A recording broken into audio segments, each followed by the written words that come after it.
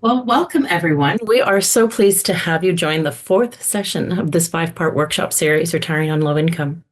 My name is Frances Morton Chang, and I am the Program Manager of the York Region Senior Strategy Team. Before we begin our session, I would like to take a moment to share York Region's land acknowledgement to give thanks to the land and the original stewards of our land that we are on. Implementing and participating in land acknowledgements is really a way for us to recognize the enduring presence and resilience of Indigenous peoples in this area for time immemorial.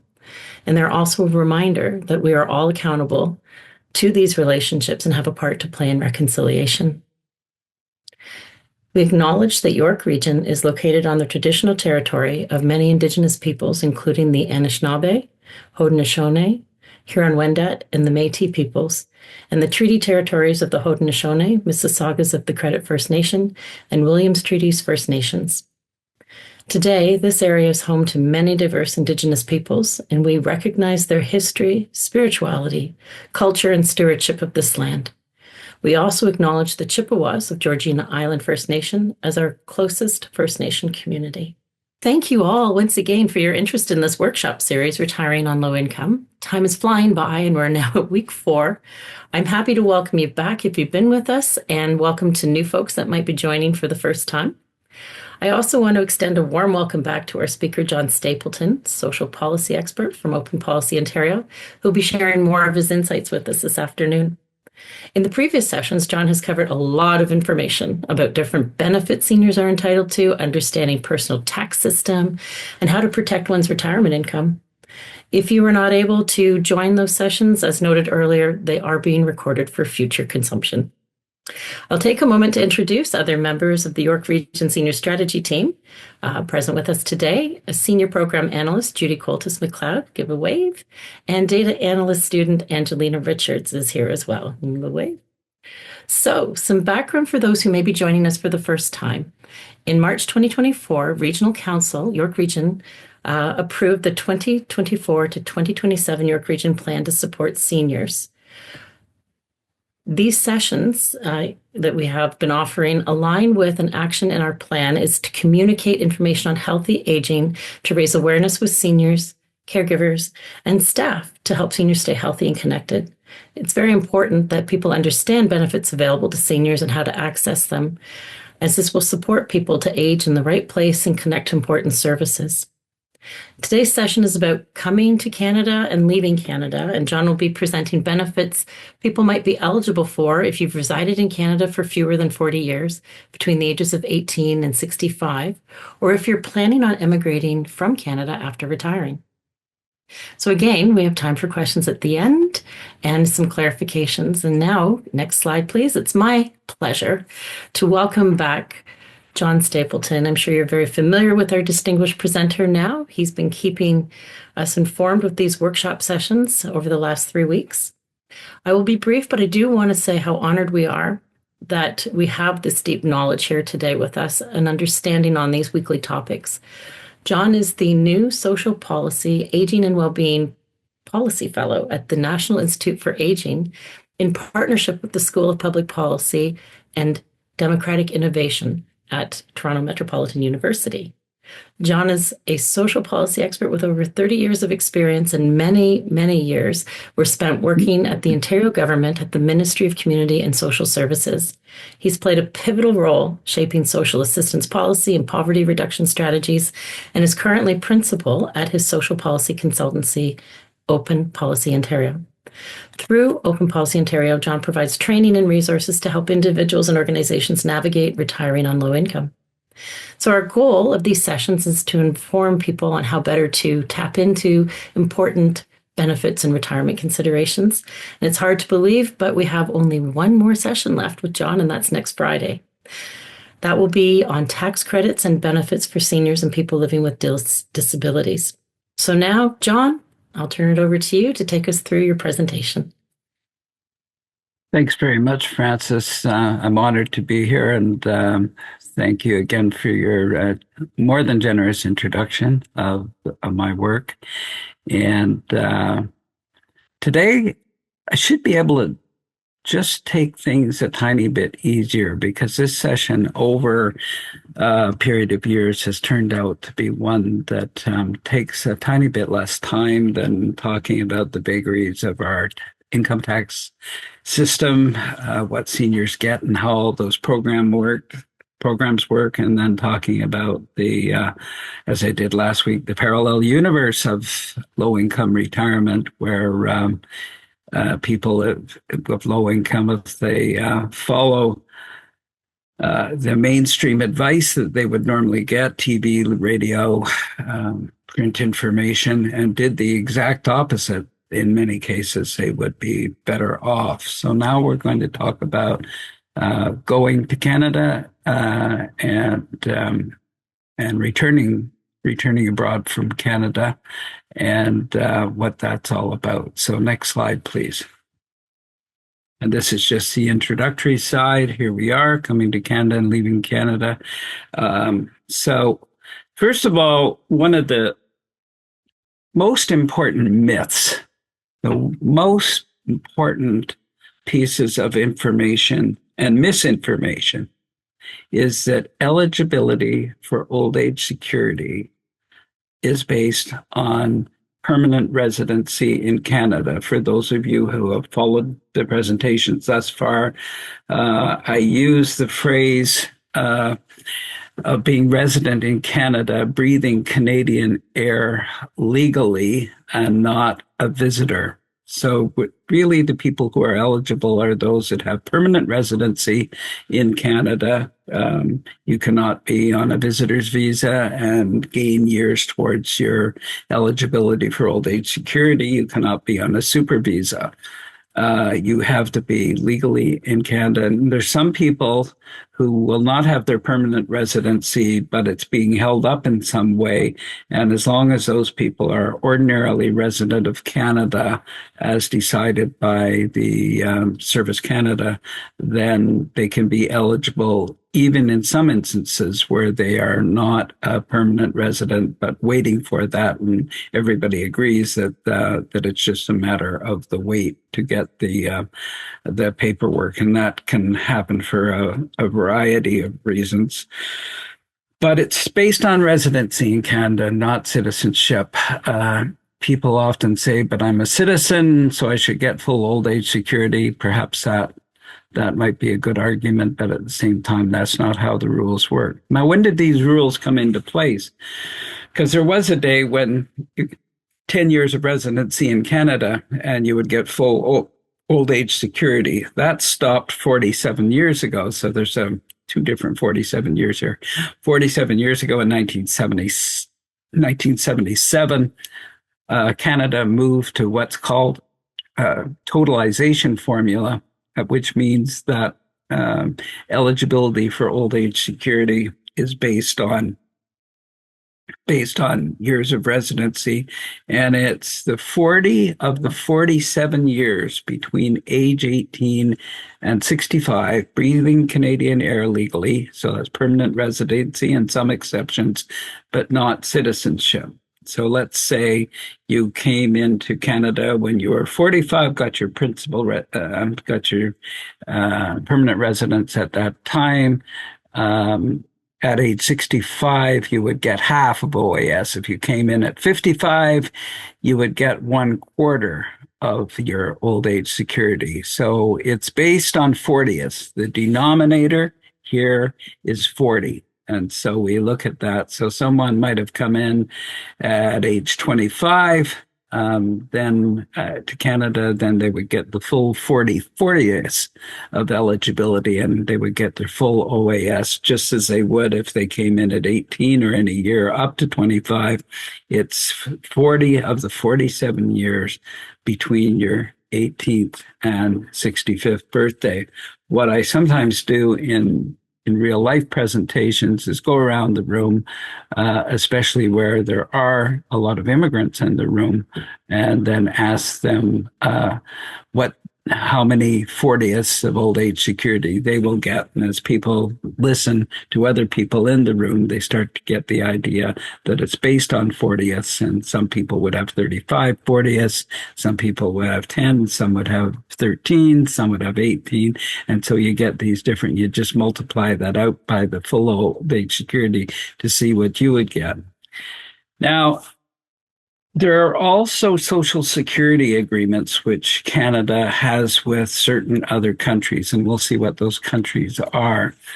The important part about a social security agreement, one of the first important parts of a social security agreement, is that 1 year gets you 10 years in Canada. So in other words, you could come to Canada, let's say as a practical matter, at age 63, you turn 65 and you have somewhere between 1 and 2 40ths of old age security eligibility. Then at age 65, you would get an old age security of 1/40th of the $727, which is the maximum old age security right now. So you'd get somewhere about $15 to $16 in old age security. If you're not on the list of the countries with the 60 agreements, and we'll get into that, if you're not on that list, then you have to wait 10 years. So you could have someone coming in theory, into Canada at age, again, let's use the example of age 63, they would not be able to apply for old age security until they were 73 years old. Able to apply for it, of course, before that, but they wouldn't be able to receive old age security until they have 10 years. So these agreements, if a child asks you a question, how many countries are there in the world? There's roughly 200 countries in the world. And so it means that Canada has 60 agreements with different countries, and it does not have agreements with 140 countries. So why would Canada have an agreement with another country? Well, these agreements are called reciprocal agreements, which means that if I were to move to a particular country that had an agreement, then they and that country would give me their version of seniors benefits when I reached a certain age where they happen to provide those benefits. In other words, the country that we have an agreement with is agreeing to provide a Canadian who moves there with old age benefits, just as we agree with them to provide old age benefits under the particular rules of old age security in Canada.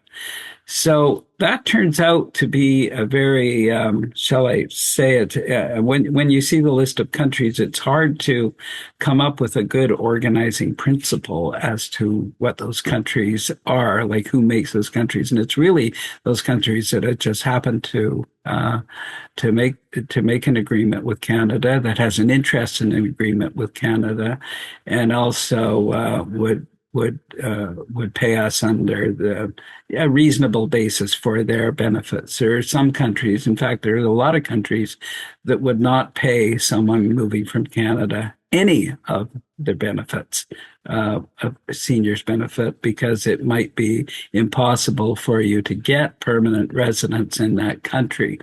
And if that's the case, then we would not have a reciprocal agreement with the country. So let's go to the next slide, please. Now, important, before I get into this chart, I'm just going to say to you that the rules that apply to an immigrant coming to Canada are the exact same rules that apply to returning Canadians. So, for example, if a Canadian citizen, for example, someone who was born here, went off to a particular country and lived there for most of their working life, let's say, and came back to Canada, let's say they left at 20, they'd have 2 years of residence in Canada after their 18th birthday. And let's say they came back at 63, they'd have 2 more, they'd have 4/10 of old age security. So they would have to wait till they reach the 10-year point before they would get old age security. So it's the same. So really the principle is living in Canada, paying taxes in Canada, participating in the Canadian economy. For someone who leaves Canada and spends most of their working life, the principle there is that they contributed to another country for which they might have had permanent residence, and it's also possible that they would be eligible for a pension from that country. So again, these rules, the reason I say in my booklet, I don't use the term immigrant, I say for adults coming to Canada, is because those adults can be both immigrants and refugees on the one hand and returning Canadians on the other. So I've shown this particular slide for those of you who have been here before.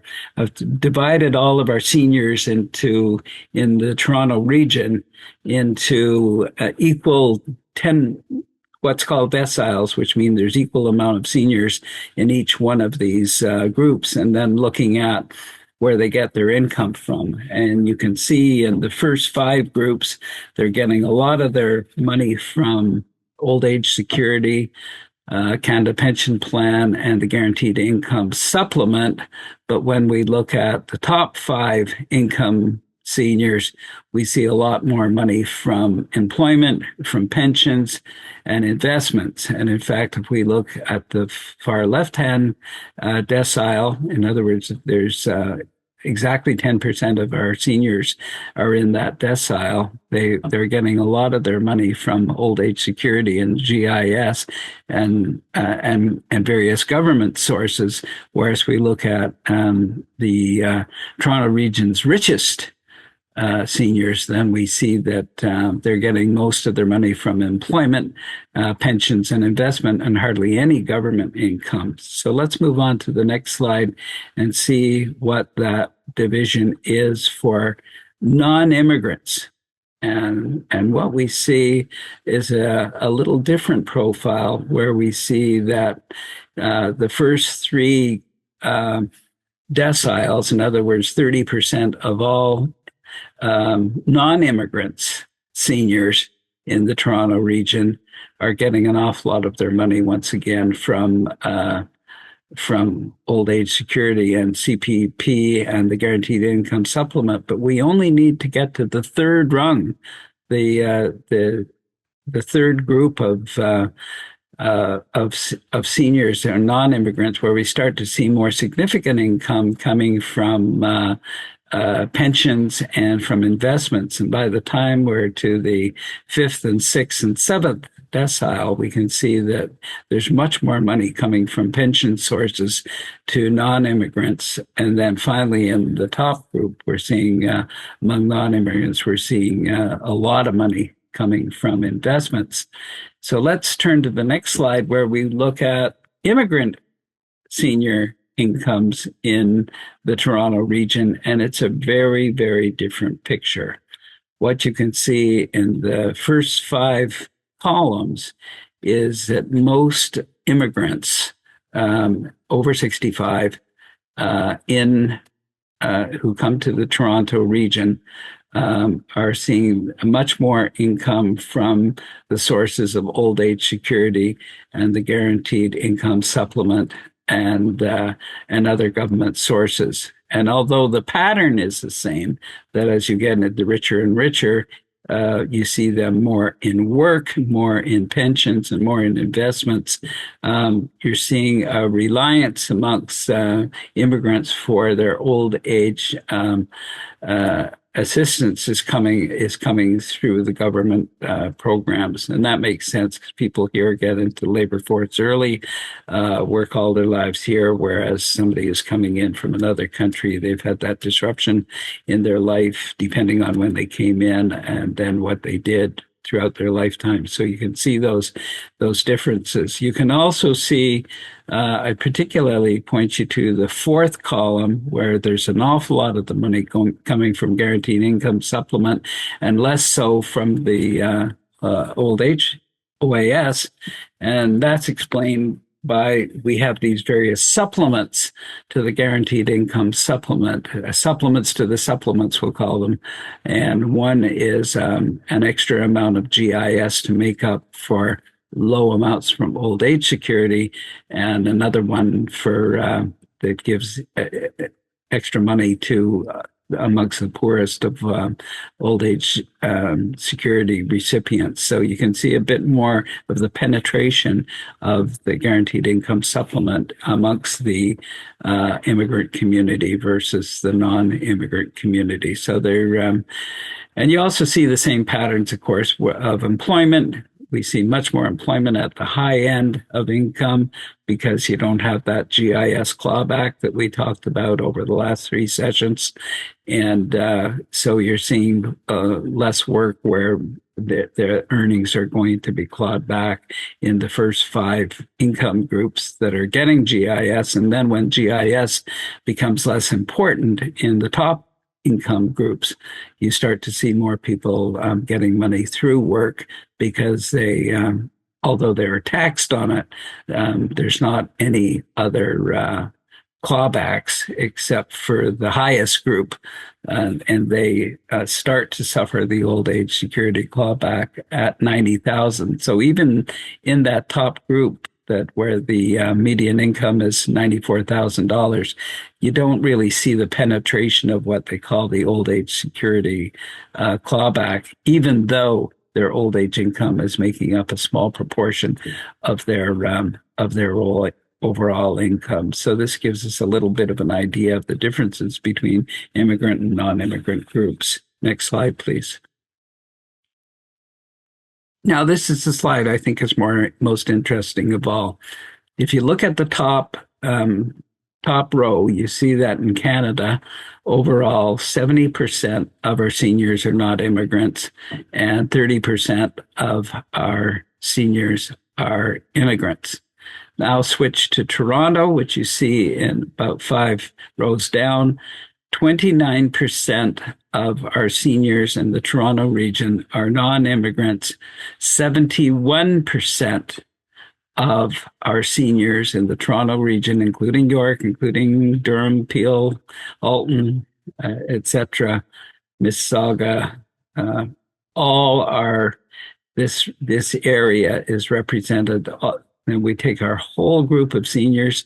That means everybody above 65, forget about whether they're, they've got old age security or not. What we're seeing here is amongst the seniors as a group, that 71% are from the immigrant population, which is the highest in Canada. And only Vancouver is the only other census metropolitan area that has more immigrants than non-immigrants in their seniors group. So when people ask me, why are your presentations so oriented or seem to be oriented to discussing immigrant issues? And I simply pull out this slide and say, that's because that's who walks in the door. On average and over time, it's over 70% of the people that walk in the door to get information are going to be immigrants. And they do tend to be slightly lower income amongst the lower income group because of eligibility. They have to build up their eligibility for those programs because of the residency requirements. Next slide, please. So here we are looking at admission categories. And when we look at economic immigrants, which is in the blue, the sponsored immigrants by family in the brown, the refugees in the purplish color, and other programs, you can see that immigrants and sponsored are by far the largest groups, and you can see that refugees make up a smaller group. But we see you can see the different types of immigrants that come to Canada over that long period of arrival from 1980 to 2021, you're looking at 41 years of immigration.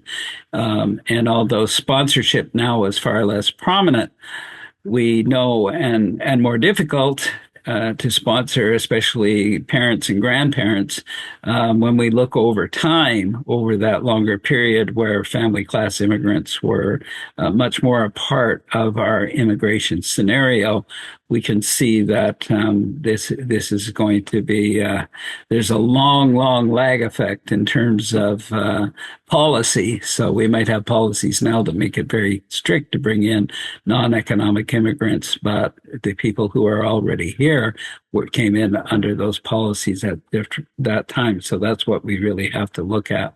Next slide, please.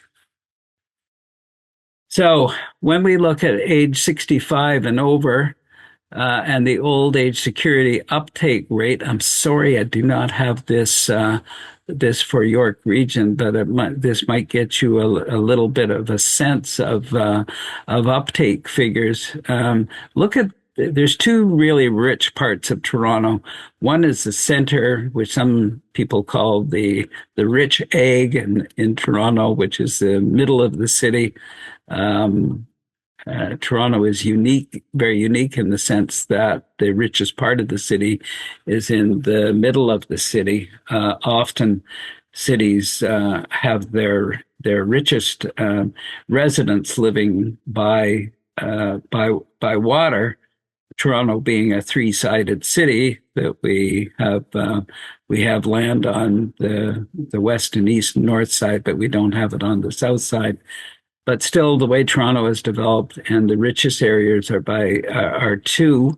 The one, that center egg that you see, and then the High Park area is the other rich part of the city of Toronto. And what you can see, and it's really interesting, is that center portion, which is largely white, and in High Park, is that we're seeing that old age security up, because these are richer people, are not taking their old age security at age 65. You can see it's actually, there's many who are not taking their old age security at 65 because they are getting more money when they, if they wait 66, 67, 68, 69, and 70, they get an extra over the 5-year period, you get an extra 36% on your old age security. So usually planners like to plan for a long time and make sure that you don't outlive your money. And so a lot of these people are taking the option of taking their old age security later.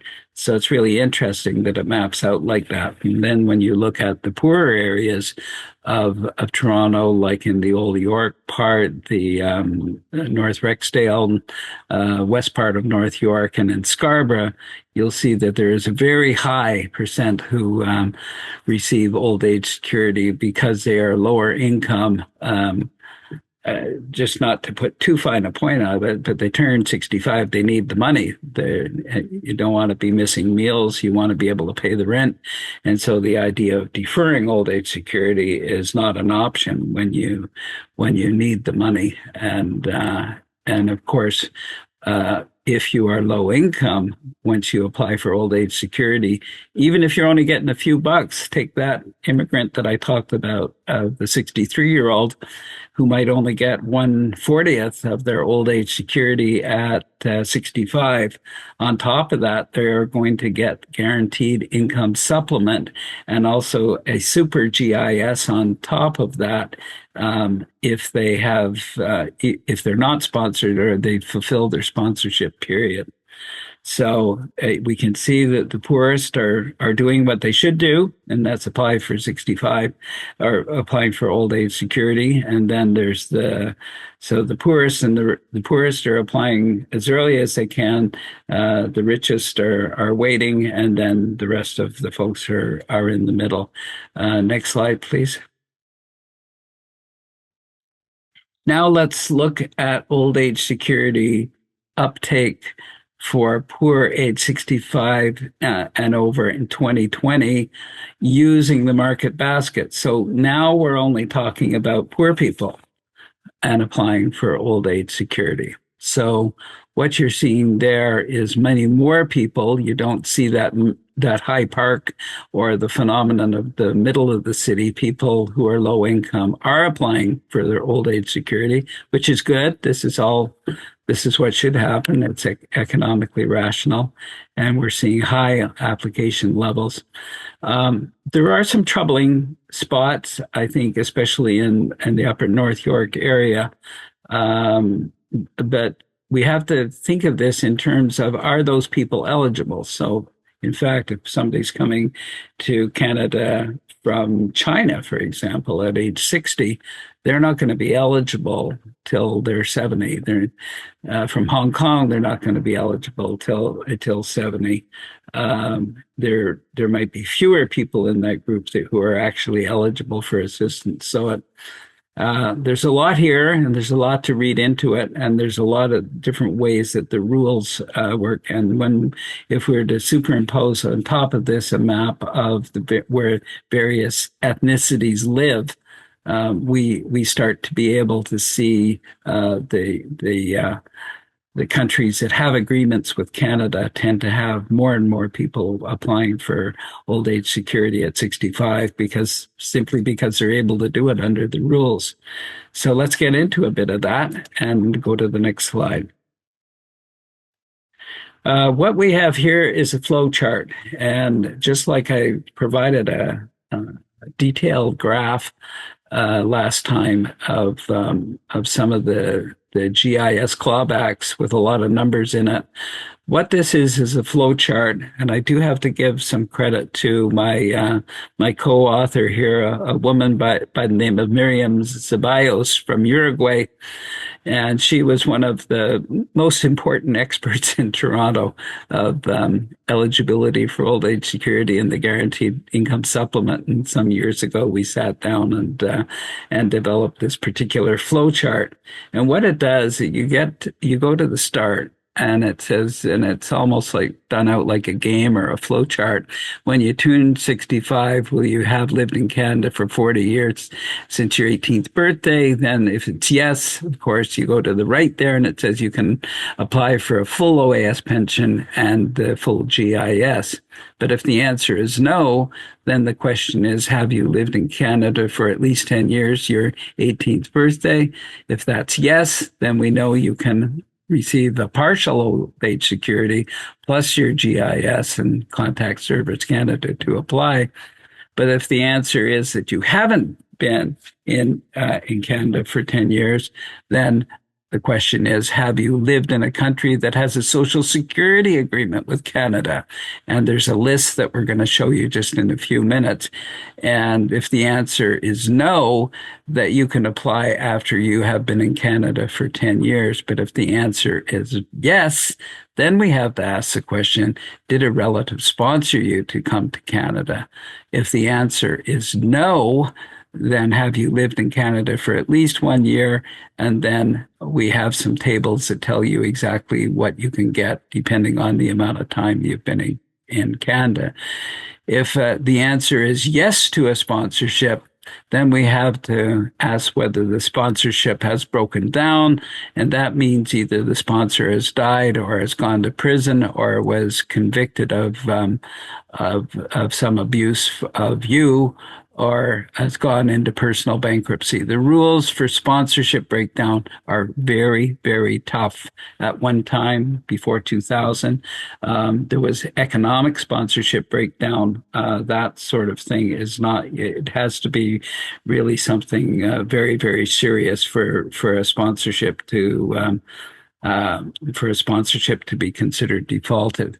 And so if the answer's no, then you can apply for old age or GIS, sorry. After 20 years in Canada, you can always apply for old age security, even if you're sponsored, but you might get a very small amount, but you can't get GIS until you've been in Canada.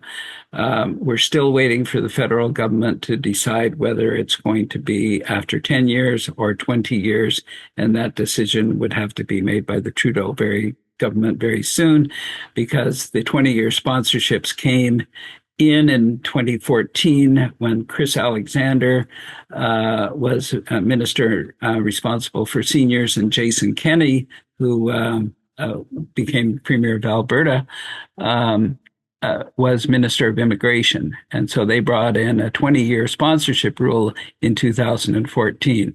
Well, what year is it? This year is 2024. So we'll have to see whether people who have been sponsored for 11 years and 12 years coming in 2025 and 2026, whether the government will pay them guaranteed income supplement or whether they will not. And then finally, if the answer is yes to sponsorship, you can apply for partial benefits before your sponsorship period ends if your sponsorship has broken down. So this is a handy one-page chart to use just to take yourself through your own situation or that of a loved one or people that you're trying to inform. And it covers most of those situations there. Next slide, please. So here's the list. Countries that have social security agreements with Canada. So this is the slide deck, and this is the first time that we've actually shown this list, although it is on page 35 of the booklet that is the companion booklet to this presentation. What you're going to notice is that a lot of Northern European countries are on the list. They just because they are in the rich country tradition of Canada, where they accept immigrants and they have old age security of various sorts themselves. And so, if one of us were to move there, then they're going to have a program that provides that to people based on residency also. And the British tradition and the French traditions are both based on residency, and that's why we see that. You'll see a lot of Caribbean countries in the list here because they also came in that, generally speaking, in that British tradition, and have parliaments and have old age pension schemes themselves, so that they were able to sign reciprocal agreements with Canada.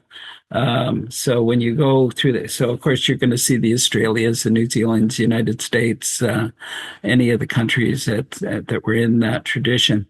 Now, the only country right now that's in the Southeast Asia is the Philippines, and immigrants that come from the Philippines, they can get old age security after 1 year of permanent residency in Canada. South Korea in Asia is also in that same group. You can see that South Korea is in that group, and you can also see that a few South American countries are there. I can say that you can see that Uruguay is there, but there's very limited agreements for India and China, and they don't concern old age security. So they have reciprocal agreements, but they don't take old age security, and that 1 year gets you 10 into account. So those are the 60 countries that have signed. They've generally signed those agreements since 1977. So they've been signed over a period of 47 years. Next slide, please. So for people who have less than 40 years of residency and they qualify for GIS, for example, someone who's 11 years in Canada may result in 29/40ths, where they will get an extra payment of the guaranteed income supplement based on a percentage of old age security. It's a complex formula that only on my best days can I actually take a pen and paper and a calculator and work it out. I use this particular example because my own brother spent most of his working years in Japan and Hong Kong, Japan being an agreement country, and Hong Kong not being an agreement country. And then he came back here and we worked out whether he would be eligible for the super GIS. As it turned out, he had too much money, but at the same time, This would have been his situation where he would have 11 years in Canada on his 65th birthday. That's 11 years out of the 47 years between his 18th and 65th birthday. Remember, the sponsorship cases are not eligible for the guaranteed income supplement. Sponsorships are now for 20 years, and so we are now just in the process of. I wrote the federal minister and asked him it was whether what the rule was going to be, but that minister left the portfolio before I got an answer back. So now I'm in the process of writing to Kamal Kara, who is the new minister for seniors, and of course the question will go to her as to whether she's going to, given that sponsorships would be 20 years in length, will that also mean that people will not be able to collect GIS for 20 years? I've already noted to you that super visa residents are not eligible, as they are, of course, visitors. Next slide, please. Now, there are various telephone numbers to call Service Canada on Social Security agreements, client case questions. There is a number in Canada and the United States. We will leave that up for a couple of minutes so people have the opportunity to call it. And then there's the number outside Canada and the United States is a regular phone number, and the hours of operation are 8:30 to 4:30, Monday to Friday. Old Age Security Directorate, the Agreements Directorate, is a department of the government in Ottawa. The important thing to note is, although there is a similarity between all of the 60 Social Security agreements that are now in force, and a couple are coming online soon, Argentina is coming on, and so is Tunisia. So Tunisia in Africa will add to Morocco, which is the only other African country that has an agreement with Canada, and Argentina will add to countries like Uruguay and Peru that have agreement, and Brazil. Brazil is one of the new countries also within the last 10 years that has signed an agreement with Canada. Actually, just as a point of information, Mr. Trudeau, when he became prime minister back in 2015, one of the first things that he did was he had a rather extended tour of South America, and that's where a lot of the discussions occurred in terms of reciprocal agreements being made between South American countries. I was fortunate enough to accompany a delegation to Argentina, where although we didn't get into it that much, but where the first talks were initiated on the Social Security agreement between Canada and Argentina, and I believe that agreement is either now in place or will be imminently. Next slide, please. So, what happens if you have no old age security or very, very little old age security or GIS because you spent very little time in Canada as an adult? Okay, so people will come to Canada. They have no old age security. If they have come in as an economic immigrant but have fallen upon hard times for whatever reason, then other options include our welfare program, Ontario Works. If the OAS and CPP that someone has are less than $733 per month. Now, the maximum single rate on Ontario Works is $733 a month. And any old age security or CPP payments are deducted in full from old age security. The same is true with the program ODSP, which is the Ontario Disability Support Program. If you're a person with disabilities and have less than Whoops, should update this. We'll do that before we send it out. It's the rate on ODSP has now gone up to 1,368 per month in income. I believe that increase took place in July, and I always have to be in the middle of a presentation before I can proof things properly of my own work, and so that should say 1368. For ODSP. So you will find people who have old age security and CPP deducted, and GIS in some cases deducted from their ODSP, but they would since the ODSP would be higher than what they are getting from old age security if they have very little time in Canada, and let's say they're from a country that does not have a reciprocal agreement, then somebody could have a budget deficit and therefore be able to get either Ontario Works or Ontario Disability Support Plan. So let's take the example of a Russian, an Indian, or Chinese, which are some of our higher immigration countries. They're nationals coming to Canada at age 62. They are going to have no old age security on eligibility until they're age 72. So people in that situation, of course, who fell into need or became disabled and fell into need, then they would continue to get their income security from those programs if they qualified financially.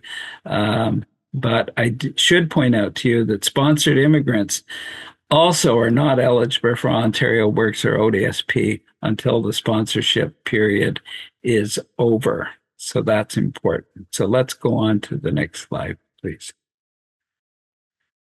So we need to talk about proving you're in Canada and what you can do. There's many people, unfortunately, who have come from it's fortunate they came to Canada, but it's unfortunate that they often come with documents that are not acceptable for OAS purposes, or there is disputed information. Say you're coming from a war-torn country. We can think of many right now. I won't go through the list, where government documents might have been destroyed, otherwise not available.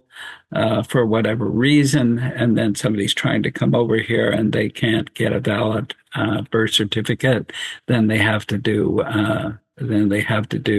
work to be able to do that. So, missing or disputed work records that we have, certainly people have difficulty with those for the Canada Pension Plan. Possible remedies are old passports, airline tickets, proof of entry, and dates. What I tell all, especially when I have gone to, there's been specific immigrant groups that have had me to come in to talk to them. I've done it for Russian groups, for Israeli groups, etc.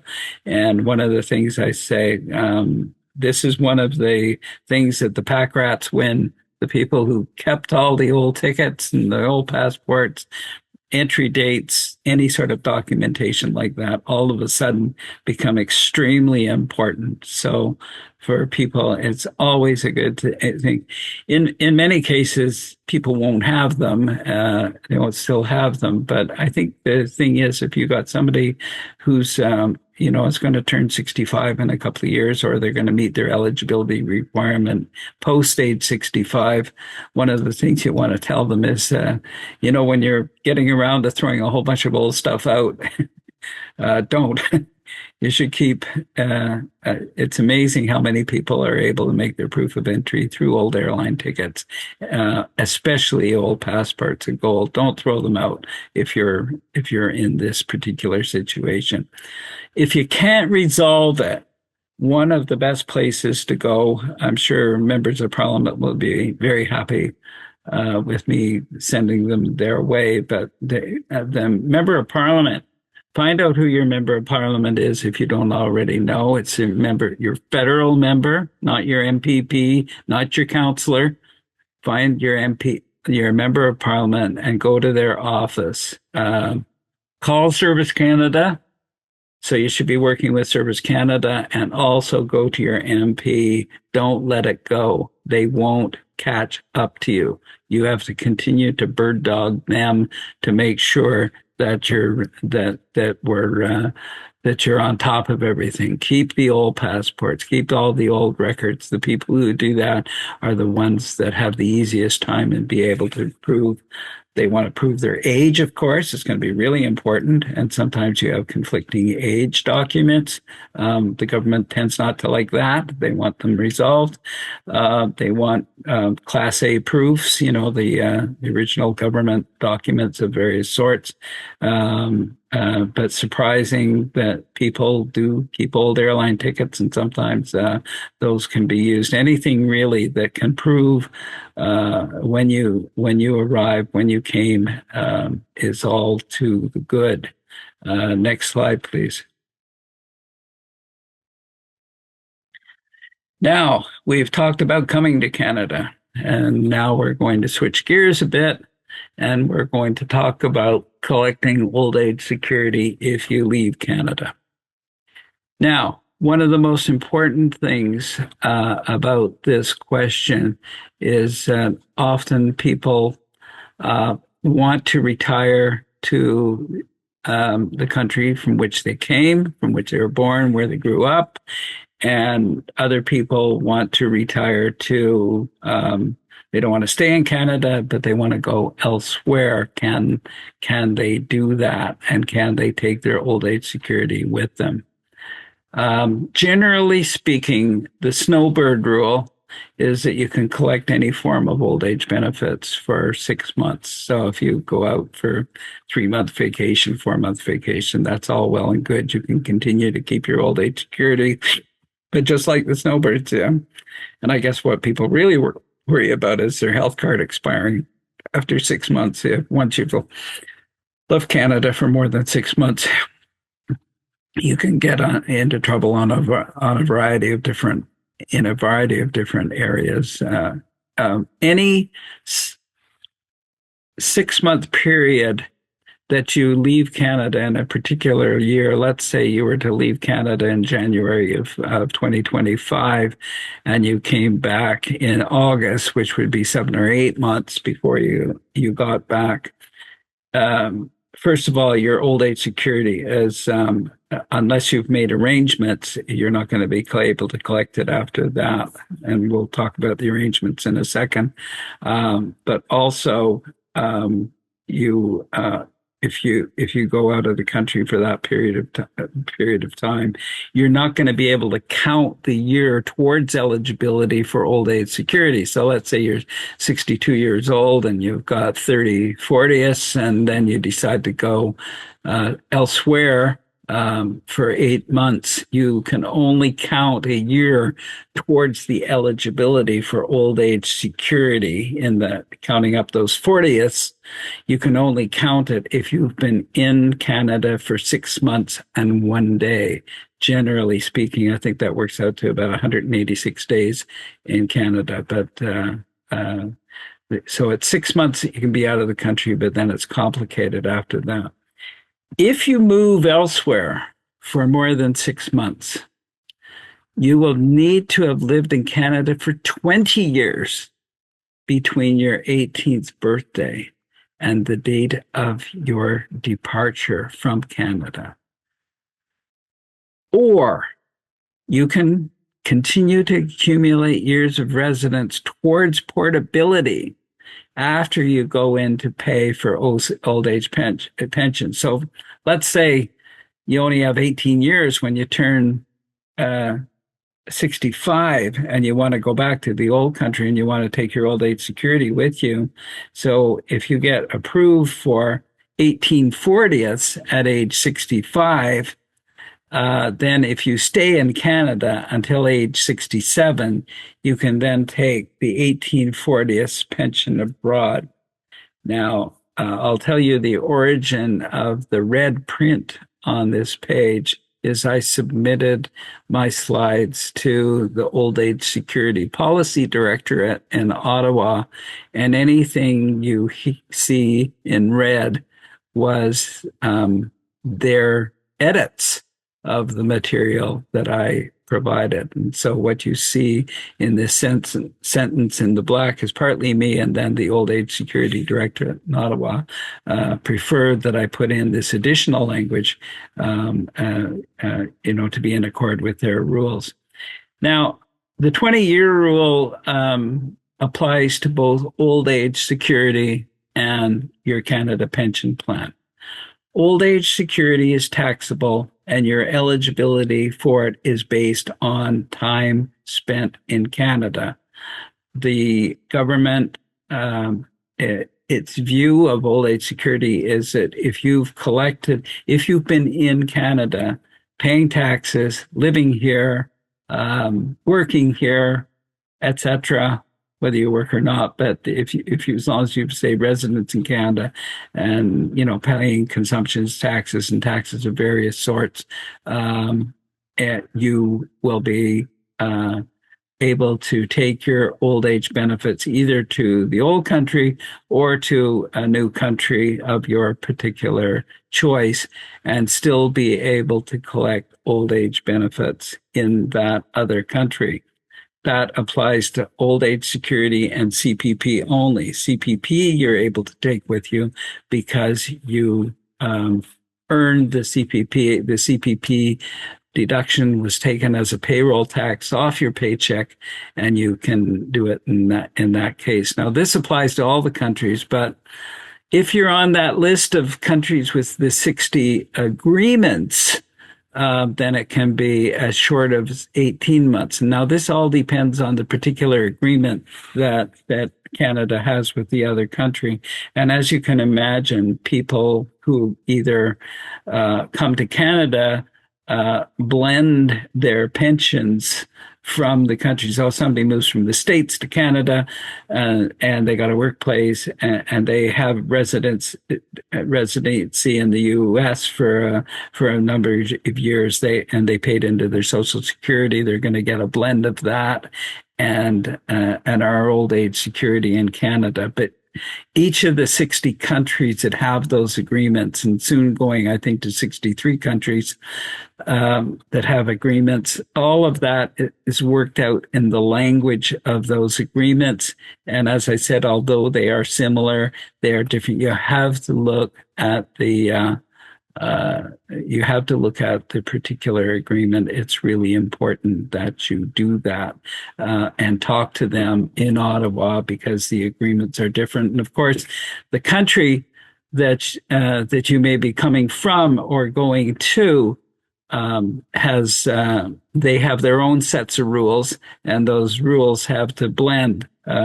So I'm always fond of saying when someone got up some years ago in the Toronto Public Library and said, I was born in Russia, which is not an agreement country. I moved to Israel, that was an agreement country. Then I moved to the US, which was an agreement country, and then moved to Canada. And I've been here for a few years. How much money am I going to get? My answer was, quite honestly, I don't have any idea how much money you would get. We'd have to sit down and look at the rules that applied in the countries that had reciprocal agreements, in this case, Israel and the US, to see exactly how those years are going to be counted. The US might count years of residency differently than Israel, etc. So in other words, you have to look at those combinations of things. And so I try to stay away from those particular types of questions because they're very individually based and don't really, they wouldn't apply to other people. So it's hard to do presentations of that. I have done one presentation just out of interest to you, where it was a group of Russians who all moved to Israel and then all moved to Canada. And I had about 30 of them in a room just before the pandemic. And so that we looked at the particular agreements that related to Israel and how they relate to Canada, how they count residency, different ways of counting residency. And then so that was sometimes you can get groups of people together and do that, but it's hard to do it for a larger crowd where different different agreements are in place, and especially the amount of time they have to wait, what period of time they would have to wait before going back to their old country. And if they do go back to the old country as opposed to a new country, then that reciprocal agreement, if they, let's say they worked in Portugal, which has an agreement, they worked in Portugal as young adult, then came to Canada, and then moving back to the old country, to Portugal or the Azores, then you have a situation where you would be looking at blending the particular benefits that they earned as younger adults in Portugal or the Azores, and then going back to Portugal or the Azores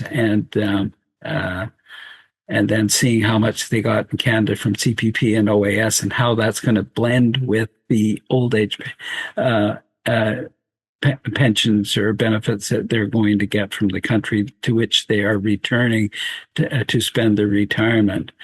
I should say that most, when we're talking about returning Canadians, we're really talking about two groups and a combination of two groups. And that is one, people who return to Canada to retire because of healthcare.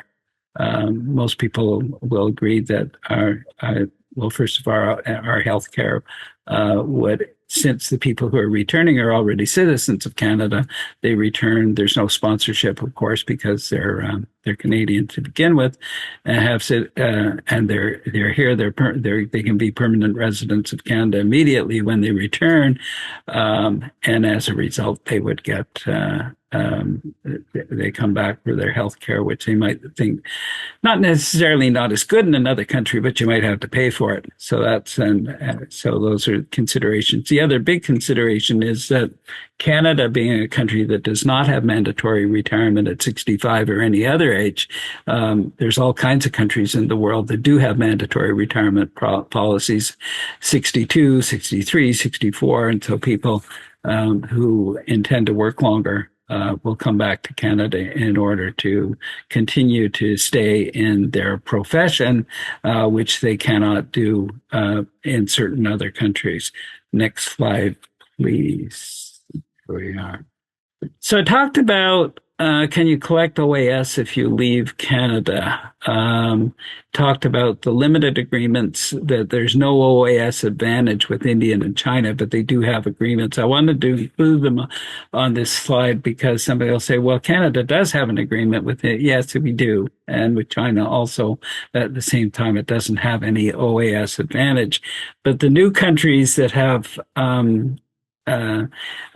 in the last little while, over the last 10 years, who have signed agreements. And there's more. I mean, any country can decide to sign an agreement with Canada. If we meet all their rules and they meet all our rules, then we'll sign the agreement. And so the more recent ones are Serbia, Brazil, Bulgaria, and Peru. And more recent than that, not on the slide, is Tunisia in Africa and Argentina in South America. And I think there is one other that, if I'm able to find out what that country is, I'll include it in the slide here when we send it out. Next slide, please. There we are. We are actually at the end. So I was looking at the numbers of the slides. So we've taken our break at the end of the presentation.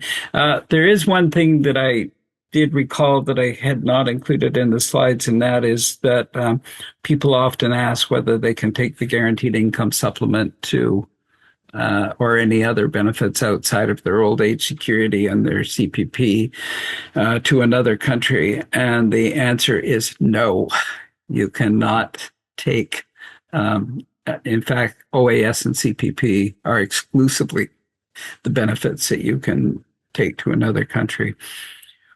Most of the benefits, and especially non-taxable benefits, like the guaranteed income supplement, is tax reportable on your tax form, but it's not taxed. You have to be living in Canada, once again, breathing Canadian air legally as a permanent resident of Canada. To receive guaranteed income supplement. Guaranteed income supplement will stop after that 6 month period. Once you've left the country for that period of time, those benefits end. That's also true with, we talked about gift cards from the government in the forms of refundable credits, like your Trillium benefits that you get quarterly if you're low income, your GST credits and things like that. All those. And the rationale behind it is that in the case of old age security, we noted that people earn their old age security by being in Canada, being taxpayers, by contributing Canadian to society. They're able to take their Canada pension plan. Why? Because they paid into it. And so something you pay into, you should be able to take it wherever you go, as long as you meet the rules for that. But programs like the GIS programs like Gains and programs like all the refundable credits, employment insurance, it's another one. You can't go off to another country and collect employment insurance. These are stipulated that you must be a Canadian resident to keep any of those programs. It's also worth noting, I think I've noted it before, but it's worth noting that a program like the tax-free savings account, in order to earn your room in your tax-free savings account, you must be a full-time resident of Canada. And how do they decide that? Again, it's a 6 month rule, 6 months in a day. If you're 6 months in a day in Canada, then you will earn your TFSA room, which I think is $7,000 right now, $7,000 in a year. But if you recently came to Canada, let's say you came in 2020, then the maximum amount that you could put in a TFSA would be those 4 years worth. You don't get the TFSA room that you would have gotten had you lived in Canada from the program's inception in 2009. So your TFSA room is entirely defined by your residency in Canada. And again, if you slip up, we've all read stories about snowbirds that slip up. What happens? They usually go to Florida or wherever they go to, and then might get ill or have a travel foul up, on the days beforehand. The government of Canada is not very forgiving of those situations. If you overstay for medical reasons or because of travel slip-ups, you are still going to lose your extra year in Canada. You're going to lose your TFSA room, etc. And there's also issues with your health card at that point that also prevail. So the idea is if you're going to be a snowbird, make that 5.5 months, give yourself a comfort zone there in terms of that, because it affects not just the health card, which is the most important thing, but also these other seniors benefits and room for registered instruments of various sorts.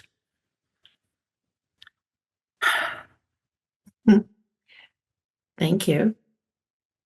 So I'm going to start. The questions are really coming in now. One question that did come in that we answered through the Q&A is, that nice flow chart that you shared? Yes. It's on page 33 in your booklet. Yes. It was a little bit hard to read on the slide deck, but we wanted to let people know that it's also in your booklet. Right. So the first question here is, will I be entitled to OAS if after working in Canada, I decide to retire outside of Canada? I think I know the answer you're going to say. Well, again, whether you worked in Canada or not, your old age security is based on your years as a permanent resident in Canada. Again, there can be some people who might have some issues with their permanent residency that would be considered by the Old Age Security Directorate, that you do have residency in Canada if something is delaying your permanent residency that's not within your control. But generally speaking, you have to have your permanent residency to have that. So again, if you're from one of those 140 countries that doesn't have an agreement with Canada, you have to be in Canada between your 18th and 65th birthday. Again, those 47 years, you have to be in Canada for at least 20 of those years in order to qualify to take your old age security and your CPP abroad and have it paid to you. They'll actually pay it in the local currency. Of course, they're not going to give you any more than what the Canadian dollar is worth in that currency, but which is another question to get from time to time. But it will be paid on that basis.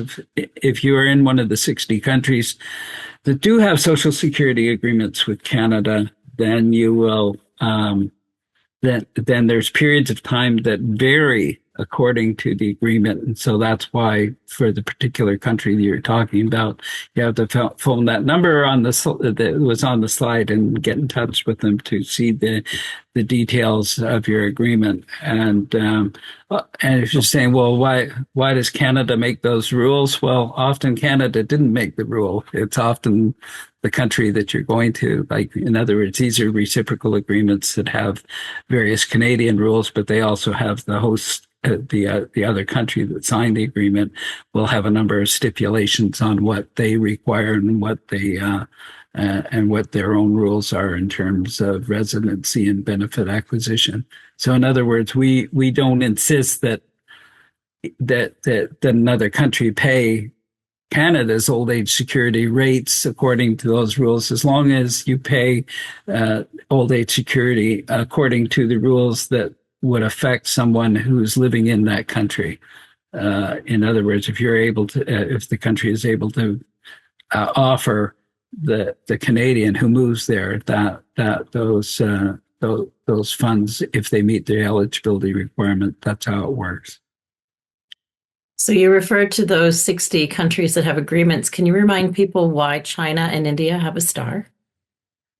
It's because they have agreements with Canada. Like I noted, probably it was about 10 years ago, somebody said when I didn't have India and China they said, oh, well, Canada does have agreements and immigration agreements with both India and China, but they don't relate to old age security collection. Whereas those that are not starred are ones that where their nationals can get old age security after 1 year's residency, 1 year's permanent residency in Canada. I gave the example of someone from the Philippines, for example, who came in at age 63, would be able to get probably 1 or 2 40ths of old age security, depending on their birthday, at age 65, which is really only about $15, $16, $17.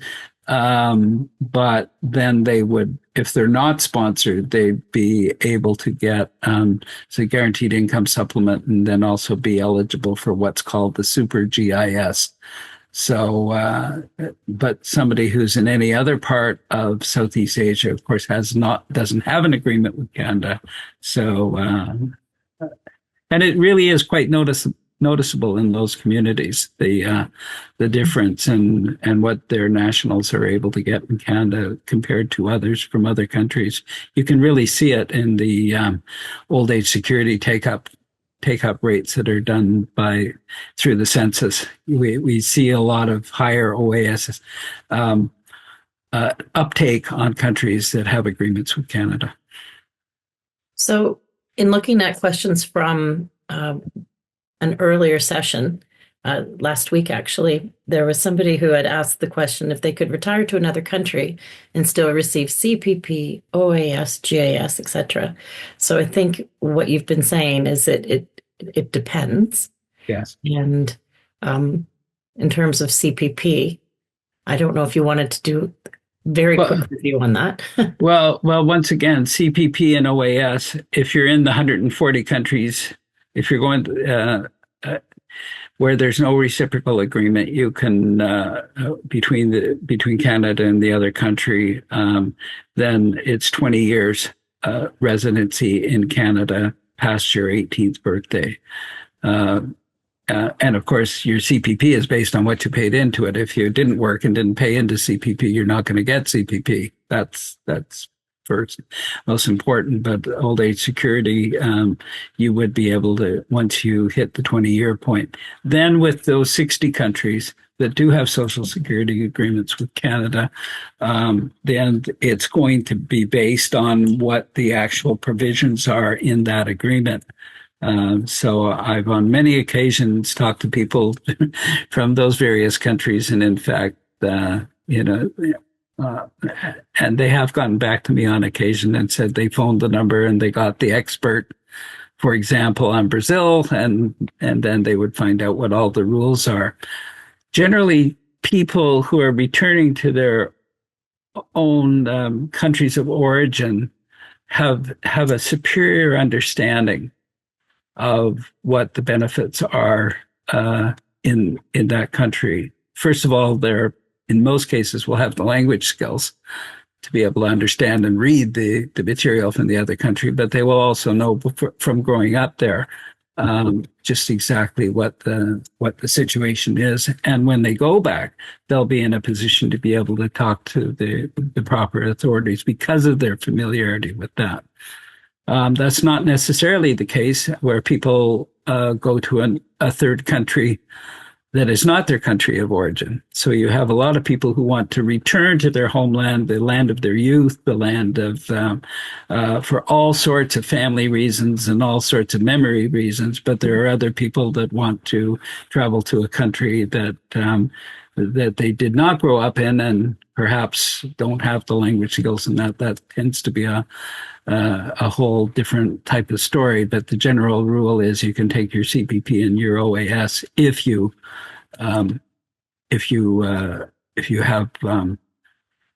have the 20 years of residency. So the next question that's in the Q&A is a bit of the opposite, where the person has worked in Canada for about 10 years and then left to work in China for 20, has lost their ID, have not contributed taxes or pension in China, and would like to come back to Canada to retire as a Canadian citizen. Now, you had mentioned it's very important to keep airline tickets and those types of keep it all. Yeah. But if you don't have it, can you remind people who to call? Okay, so we're talking here about a specific situation where somebody did live in Canada and establish permanent residency here. Well, that's interesting. So Canadian citizen worked in Canada for at least 10 years. Oh, okay. Well, so in other words, to get citizenship, they'd have to have 3 years. So they've been in Canada for 3 years and worked here, you said, for 10 years. Then they have gone back to China, which is not an agreement country with Canada.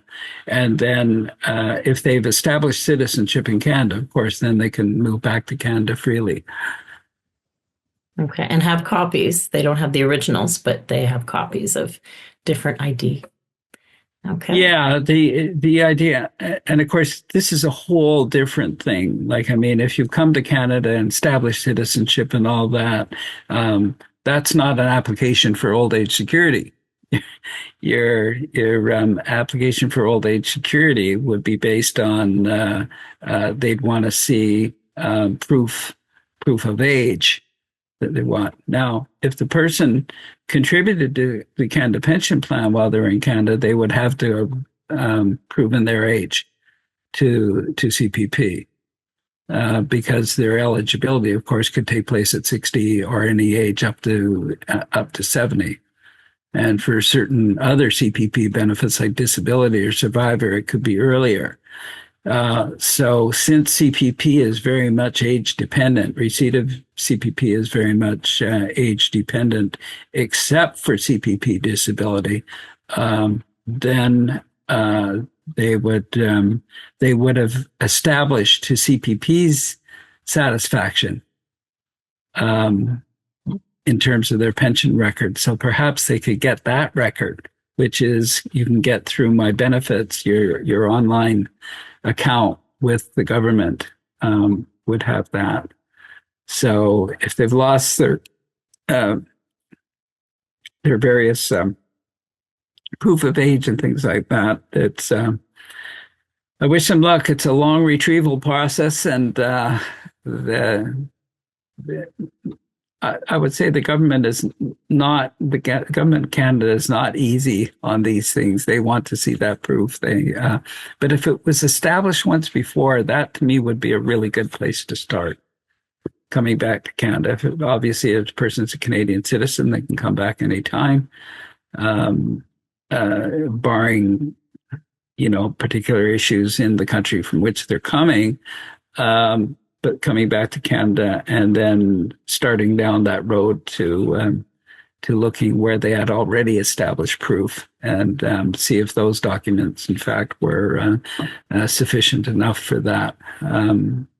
That's probably going to, once again, there's going to be individual issues here. And so it's really hard to give a definitive answer like, yes, you're fine, or no, you're not. It's going to depend. Well, that's very helpful. And yes, we hope that person wish them good luck. Yeah.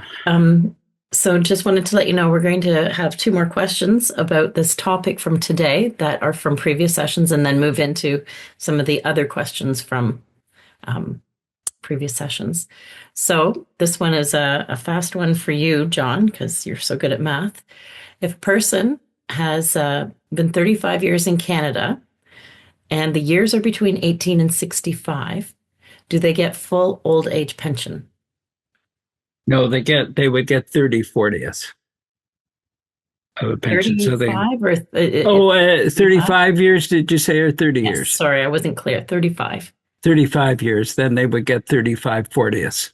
Okay, wonderful. Now, if they decided not to apply until they got 40/40th, in other words, at 65, they have 35, and then at 70, they would have the 40. They may wish to do that if they are not low income. Okay. And what does that mean? That means that if they applied, they would not be eligible for the guaranteed income supplement. Then that person may wish to wait the 5 years because they're going to get more old age security at age 70. But I should also say you can't double dip. You can't get 5 more years plus the 36% more. It doesn't work like that. If you waited to 70, you would get the 36%. Old age security would make the decision saying, would you like the extra 5 years, or would you like the other 36%? Well, of course, you're going to opt for the 36% because it's far higher than the extra 5 years. So there's so a person who's not GIS eligible, that's a decision they have to make with their financial planner, and I would advise them to get an independent financial planner to work that out. But if the person is eligible for GIS, for example, they're a single person and their income is below 22,000 from sources other than old age security, then in fact they ought to be applying as soon as they can and take the 35/40th and take the GIS that they would get on top of that, because they would get most, if not quite all, the GIS, but very close. Okay. One of the other questions, and you've certainly hit on this, is what you would suggest for Canadian citizens that have been out of country for more than 10 years, just generally, that didn't contribute to the pension, but would like to have their pensions recalculated. And I believe you shared a website that I can share with others, which was the Employment and Social Development Services website. Would you like me to post that in the chat? Sure, that's a good idea. But again, all of these these sorts of calculations. So let's just go through that once more with feeling. The person has been What would you out of. suggest oh, sorry. Did you want me to read the question again, or are you going to use? Yeah, no, read it again. That'll help. What would you suggest for Canadian citizens that have been out of country for more than 10 years and did not contribute to pension, but would like to have their pensions recalculated? Yeah, so someone who, let's say they went out of Canada as an adult, I'm going to make that assumption. In other words, they left Canada post 18, because remember, the calculation for all the benefits um, are based on the years between your 18th and 65th birthday. So if the person went out of Canada between the ages of 8 and 18, that's not going to have a bearing on this. But if they left as an adult, left Canada and left for 10 years, one of the things you need to know is, did they work outside the country? And if they worked outside the country, the Canada Pension Plan people are going to want to know when they go to get their CPP, and pay into CPP, they're going to want to know how much money that they made outside the country and may be eligible for another pension. Canada Pension Plan pays based on the blend of those, and that depends on what particular country that they went to, in how that will work. That's one of the things CPP is going to ask. When you work, did you pay into a pension? Are you eligible for something from that other country? And of course, it's going to be easier if it's a country that has a reciprocal agreement with Canada, and it's going to be harder if it's not, or just more paperwork to go through. So it's an individual situation that I think the person needs to be calling that number that was on the page to first make look to see if their country is on that list. If it's not, then for CPP, they're going to want to know what the person earned outside the country, if anything. And secondly, they would have to let Canada. They would have to let the authorities in Canada know that they had been out that 10 years, because at age 65, then they're going to have, it was 10 years, so it's the 47 years, so they might get as much as 37/40ths of a pension at 65. Okay. So I'm going to try and rapid fire questions that are not a rapid fire response. This one's fairly simple. If I am 60 years and working, can I still apply for CPP? Yes. The changes that were made in 2012, the reason it's a good question is that before 2012, the answer was no. So people who are thinking their old understandings of CPP, you would have had to leave the workforce. So you can keep working and apply for and get your pension at 60. If you keep working, you're still required to pay into CPP. So you would be getting CPP and still contributing to CPP during that period. And then, of course, it would reconcile at such time that you left the workforce. One important point to note, which is not necessarily all that well known, is that once you turn 65 and you're still working, you can elect to not pay into CPP anymore. Okay, so you will get something between. Let's say you stopped. You wanted to collect your CPP at age 60, so you applied for it. You would get your CPP paid to you, but when you continued to work, you would be given something called a PRB, which is a post-retirement benefit. So the money that you would get for your contributions, based on your contributions after you crystallize your retirement pension at age 60, are paid out to you on an ongoing basis on something called a post-retirement benefit. And you continue to pay into the post-retirement benefit up to age 70, but you can choose at age 65 to stop paying into CPP. There's a form for that. It's online and it's in, I would just Google, I don't wish to pay in after 65. I've done that myself, and the form does come up, and you can, but you have to take it to your employer, and the employer then in their accounts department would then have to stop the collection of CPP, which they can do, but they can't do that till you're 65. You must continue to pay into CPP if you're working until your 65th birthday. Okay. Clear as mud. There's never a yes or no answer when it comes to benefits and tax. Seems so. There's a person who wrote that they worked in government for 8 years and then were self-employed from there. And they have not contributed to CPP for the last 8 years. And they've been self-employed.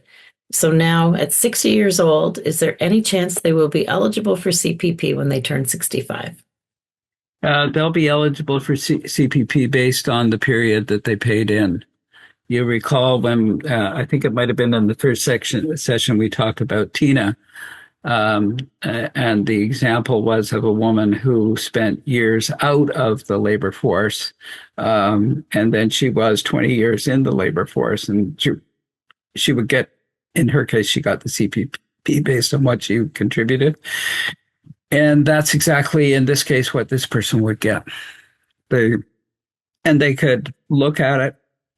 You can always go into your CPP account and look at how much you would get for having contributed for those 8 years, and how much you would get at 65. And well, what you get right now at 60, what you would get at 65, or if you waited till 70, you can get all those numbers will be on your CPP record, which you can get by going into your account on the internet and discovering that, or going into Service Canada. They'll help you access your CPP account. Of course, you could also decide to start contributing again to CPP.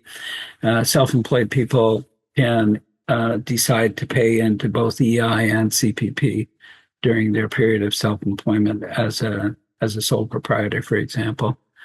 But it's all based on what you put in, and at what rate did you put in? Did you contribute a lot into CPP during those years because you had a good job? Well, it sounds like the person had a government job. Let's hope it was a good government job and that they were contributing at the maximum. Therefore, the amount of CPP they would get would be higher. But they don't have to get it at 65. They could get it earlier, they could get it later based on their economic situation. And if, again, the rule is if you don't need the money, and you, not that you just survive without it, but you can thrive without it, then try to wait as long as possible because you'll get more money. And of course, it's all based on an answer to a question that we don't want to know the answer in the first place. And that is what on the day and the year you're going to leave the planet. Everything is based on that because they don't pay you any more government benefits after you pass. Thanks, John. It's interesting. We had gone back to questions from previous sessions, and now we're getting Q&A right now. So I'm going to come back to the Q&A box for a moment. In your booklet, John, do you provide links to any organizations or agencies that might be able to give advice or help like what you're giving today? I think there might be a couple, but in the city of Toronto, I usually refer people to Wood Green Community Services. They have an awful lot of offices, and they do this sort of work. And those living in Parkdale, to West Neighborhood House, these are the only places that I know of that will actually do people's back taxes too. So I'll turn it back to you, Frances, to tell people where it is in York Region. Yeah, well, I will say we have a wonderful group Access York that can help advise where to find that information. So if you're, maybe I'll ask Judy if you wouldn't mind adding the Access York link in the chat and the phone number. And we also have a wonderful option of 211, and you can call 211 or do 211.ca. And both Access York and 211 have interpreters if people need any help with another language, and they can lead you to where you might go for more information on this type of advice. Okay. Looking here, I'm going to go back to our other questions. Some of them are actually about the disability tax credit, which I believe you're going to be covering a lot next week. So I think we'll. If you want to ask them that's fine, because we could probably do a whole session on the DTC. Okay, well, here's one question: is how is it defined that a person has a disability? So how do you define people with disabilities? And is there an agency that has particular knowledge or can help them that they can go to? Yeah, the government of Canada is currently in the process of revamping the whole access process for the disability tax credit. The definition is a long definition. It is available online if you were to look up disability tax credit rules. It's freely available on the internet, the application form, that sort of thing. Let me provide a few things. The disability tax credit definition of disability is what I call a condition-based disability. So they don't look at whether you can work. Are you too disabled to work? That of course is for CPP disability. They look at your ability to be in the workplace and whether you're disabled for the purposes of work. That also is the case in private insurance. That's also the case in workers' compensation, for example, that these are workplace definitions. The disability tax credit is not. It's one that looks, are you disabled? Generally speaking, at a 90% rate of your disability in terms of the activities of daily life. Can you dress yourself? Can you put on your shoes? Can you walk across the room? You know, it's all based on what would be considered normal, and then you're impaired from that point of view. So that can be hearing, that could be eyesight. People who are blind quickly get the disability tax credit, for example, for any of those, your functional losses of any kind. It's important to know one of the changes was made a few years ago was that you could go to a nurse practitioner. You don't need to go to a doctor to get the form signed. But generally speaking, over the years, people have gone to their physicians, their family physician, if they have one, to fill out a form like that. Now, one thing I'll just add here is that unlike benefits like CPP and OAS, where the government will only go back 11 months, the disability tax credit can go back many years. So, for example, if your nurse practitioner or your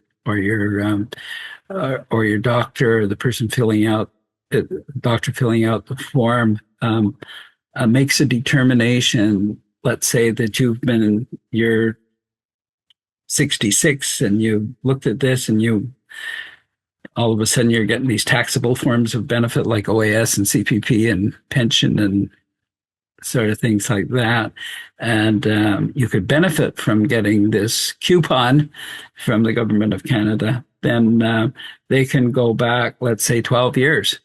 And your doctor says, well, you've been blind or you've been immobile for the last 12 years.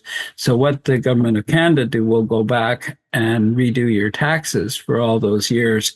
And then you will get the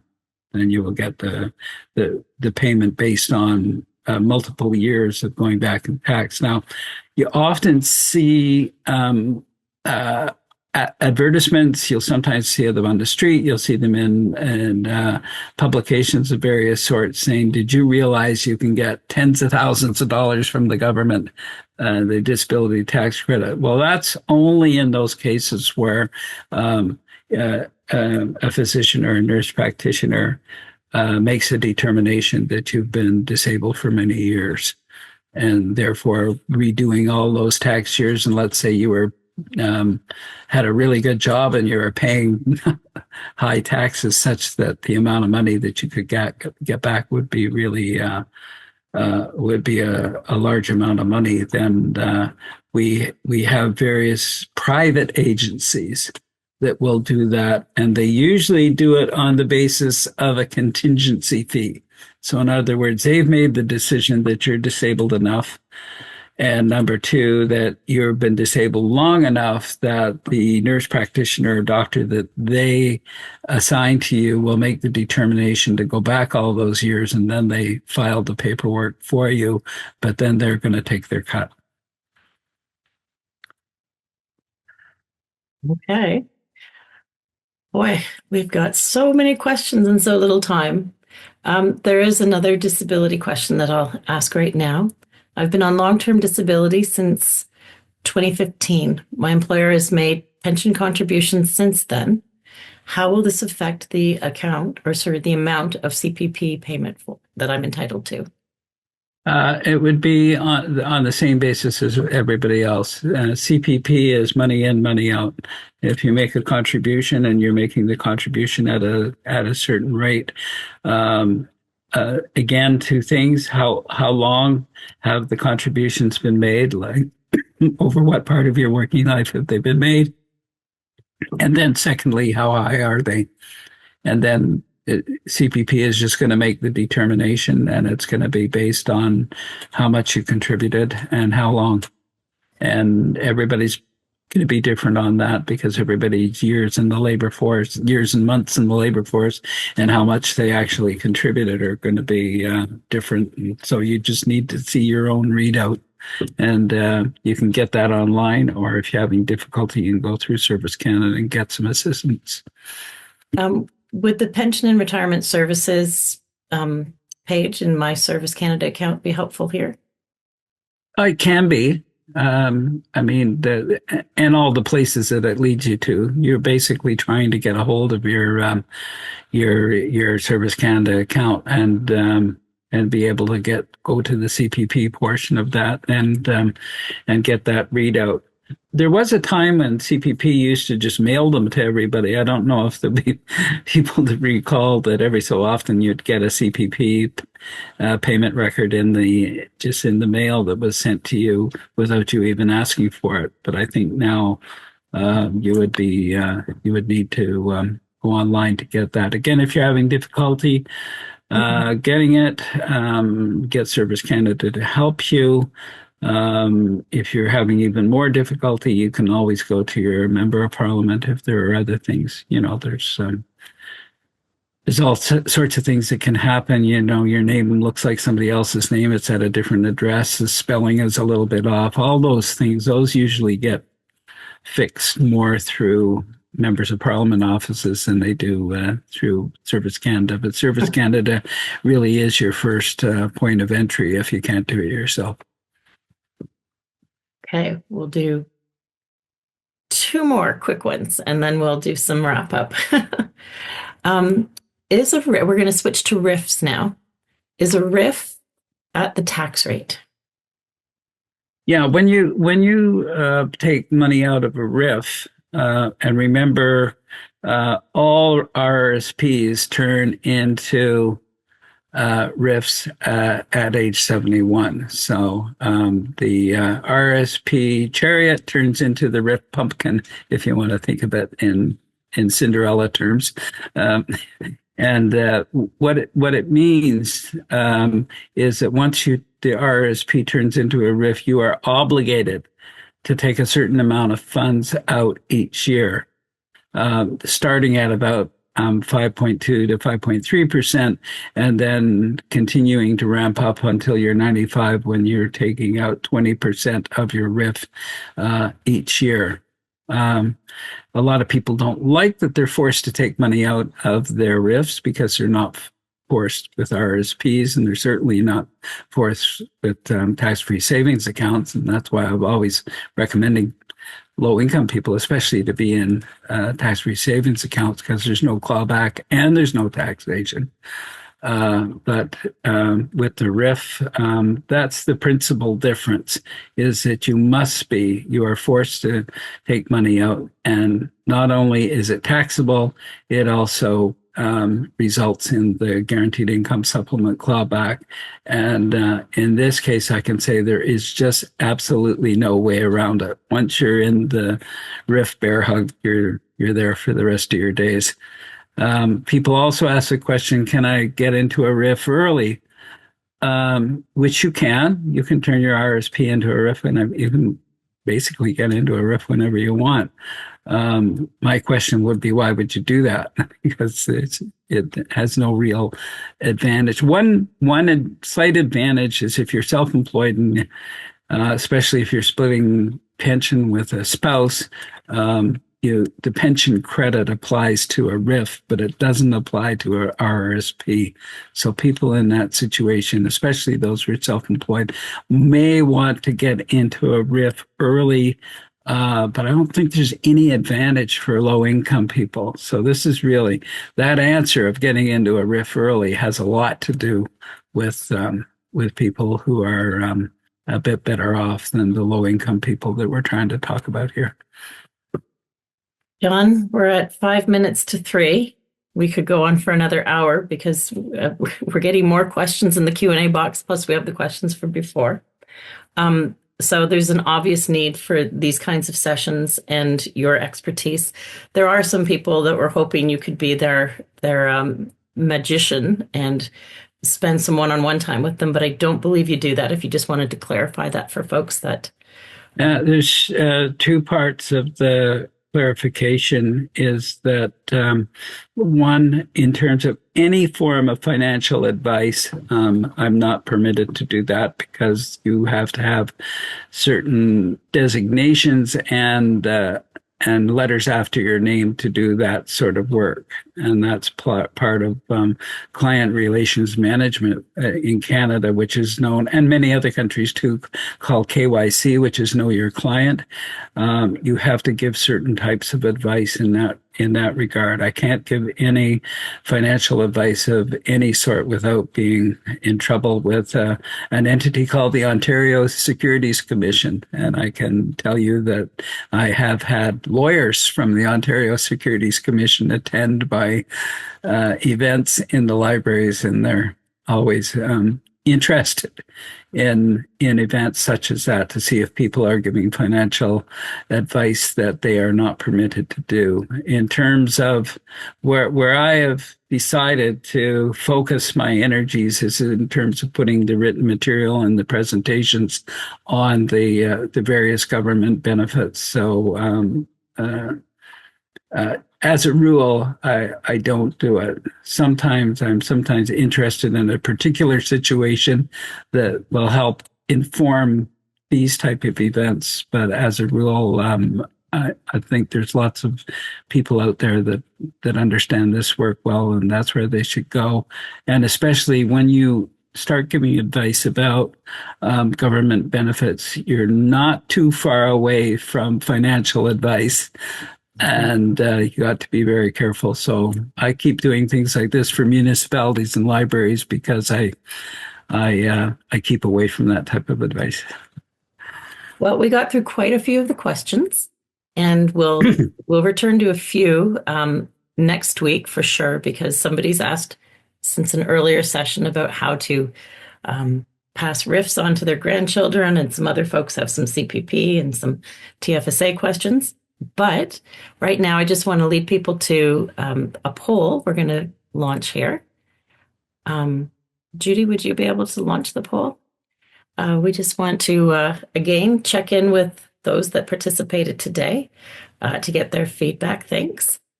And remind people that on December 13th, Lucky Friday, the 13th, we're going to go in depth. If I'm not mistaken, you said that we're going to go line by line through some very exciting material, John, on tax credits and benefits for seniors and people with Well, disabilities. I can warn people right now, it's like reading an encyclopedia or a dictionary to them because we're just going to go through all the different credits that affect people, seniors and people with disabilities. Um, I found that that's the easiest way to do it because a lot of the relevant things apply to seniors and people with disabilities at the same time. So it's best to just go through all of them. But we're basically just going to go through the ones that I note to be coupons, which non-refundable credits. Then we're going to go through refundable credits, which I call government gift cards. And then we'll go through deductions, which are variable coupons, different for everybody. So, and we'll be sure to identify which ones we're talking about. I think the value of the session is to, rather than simply call something a tax credit, is to tell a coupon and a gift card are different. And a variable coupon is different from just a straight money off coupon. So it's important to know which you're talking about. And then some of them also have bells and whistles too on top of that, where they have different amounts. We'll get into all that next week. Well, and registration is still open. So for those who have signed up, fantastic. We look forward to seeing you. And for those who know of somebody that could really benefit from next week's discussion, share the information with them. We'd love to have them on board. Again, John, thank you so much. This has been just a delight. I can hardly wait for next Friday. And I'm also dreading it a bit because I don't want them to end. Thank you very much, and wishing everybody a warm, safe, happy weekend. Take care, everyone.